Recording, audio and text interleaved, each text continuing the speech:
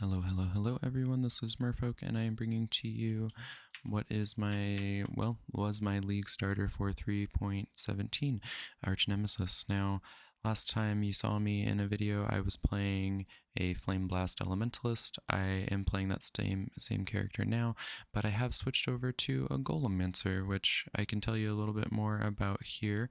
But I've got a quick video of some map clear that I can go over while we talk a little bit more.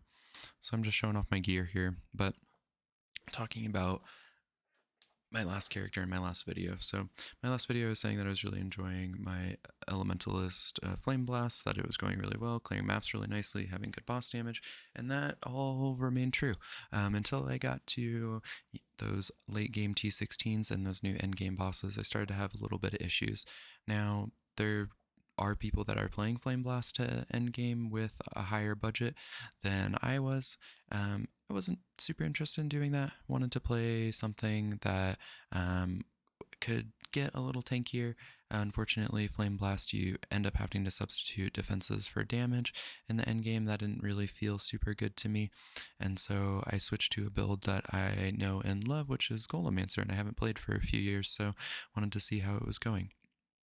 Now, as far as Golemancer goes, anybody who's played it in the past, Golemancer is still really solid.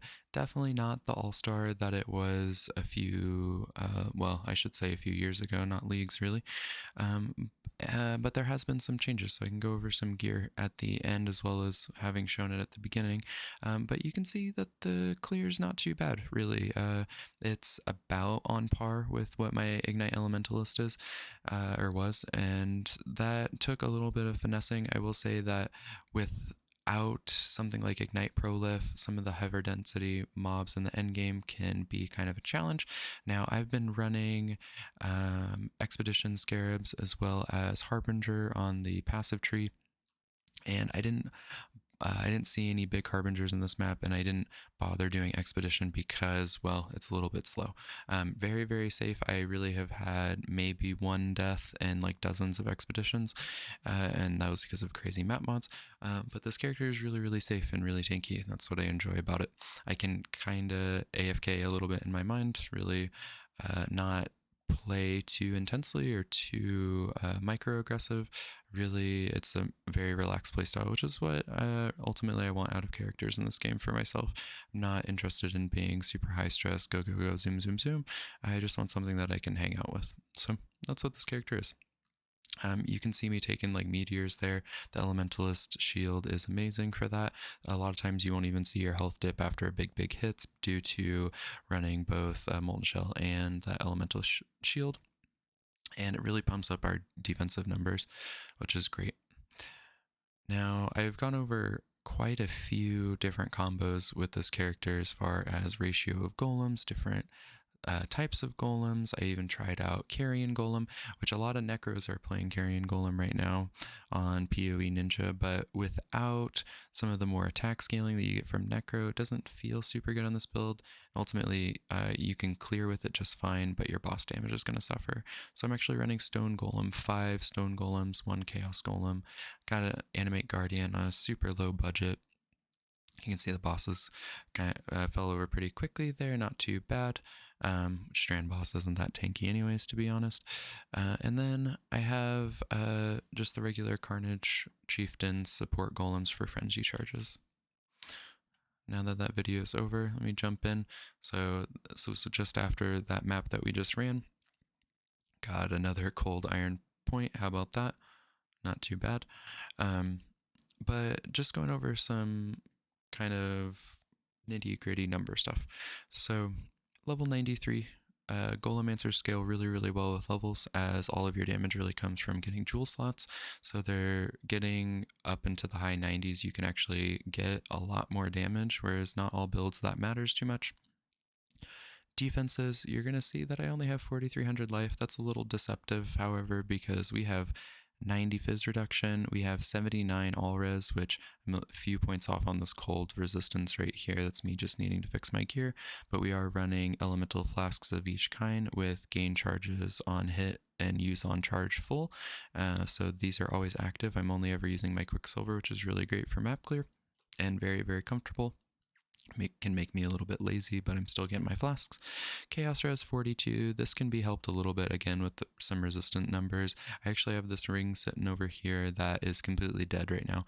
It has Chaos Res and maximum life, but I don't actually need this vitality to be here. I can swap it into Frostbomb, and so we can really play with one of these ring slots still, as well as get a better belt because I only have crafted fire on here. So there's really easy ways to fix that. Anyways, moving on, a little bit of block, doesn't matter too much. 100% element avoidance due to purity of elements. I know it's a little bit of a noob trap, but I think the quality of life you get here with ailment immunity is amazing. You can get eventually harvest crafts or corrupts for ailment avoidance on all of your jewels, but I haven't gotten quite there yet. I really think that purity of elements fixes our gearing nicely, where otherwise we're focusing on this spell suppression. We have quite a few uniques, chest piece, amulet, and both weapons, so it really helps there. Movement speed, we're not too quick. 85. I could get a better enchant here. You're not the fastest, but 62% spell suppression as well on that. If I feel that the damage is pretty okay, you have the option of going reflexes. With this, we also have this flask up almost all the time, so we're at 72% there. And I will say that out of everything I've made as a change to this character, getting the spell suppression gear was the biggest part. There are so many buffs to elemental damage in the end game right now that you are going to feel really squishy without some spell suppression built in, and that just is what it is. That's the way that the game is right now, unless you're running something like the Aegis Aurora shield that are popular in a lot of builds to negate small spell hits or all hits. You're just going to get mowed down without any spell suppression, even at these like resistance numbers. So we got that there. Now I can jump over to POB just to show some numbers, which golems got to take with a little bit of a grain of salt, because this is going to be accurate for single target much more than it is for clear. You're going to be a lot slower. So if I look at my golems here on my stone golem, I've got my slam up. I'm looking at about 450,000 DPS on each of them times 5, so we're getting over 2 million. We've also got Impale DPS there, so that's kicking up our numbers a lot. Impale is absolutely huge on this build.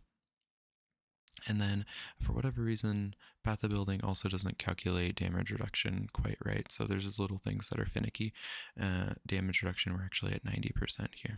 Anyways, doesn't matter too much. But just so you can see, for those that do care, so this is on Osiris numbers. If we're just clearing, it's a little bit better, into 5 million. Nobody cares about that too much. And we do have Feeding Frenzy that procs on just a single golem really successfully, and this is with Frenzy charges. So this is with minimum Pride Aura. If we go maximum and we're getting really crazy, we get into 5 million, but depending on the boss, sometimes you are definitely not wanting to be close enough to have that stack up. Now, as far as the build stuff, I will just put the POB for anybody interested. There's only one really side note that I wanted to point out, which is with gearing Eternal Blessing, Support, and Pride. So right now, I don't know if it's a bug or if it's intended. POB works this way as well, so hopefully it is intended. But Eternal Blessing Support, it says that you can only have one aura on you from your blessings. Now, Pride doesn't actually have the aura on you, it has it on the enemies, so somehow this overrides and it lets you run it with other auras. So I'm actually running Pride right now, as well as Purity of Elements and Determination, 350% auras for not having any more mana reservation than one on your amulet here, so 18%, and that's it. And as well as Sovereignty, but with those two I'm running Vitality and 3%, 50% auras, because as you can see I can turn Pride on and off and it is totally free, which is kind of wild. I hope that that's intended. I hope it's not any abuse, but it is what it is. It helps our damage out quite a bit. Now, that's pretty much the update for you guys. If you have any questions, please let me know, as well as let me know how your league starters are going. I've definitely been struggling, spent a lot of money rerolling the character, but that's what PoE is about in the end of the day, doing what's fun and what you enjoy. So I am definitely enjoying myself more than I was a few days ago when I kind of stalled out and got a little frustrated with that Ignite character. If there's anybody out there playing that Ignite character, let me know what you've been doing to make it feel good. Alright, guys, that'll be it. Please like, share, subscribe if this is content that you're interested in. Other than that, I will talk to you guys later.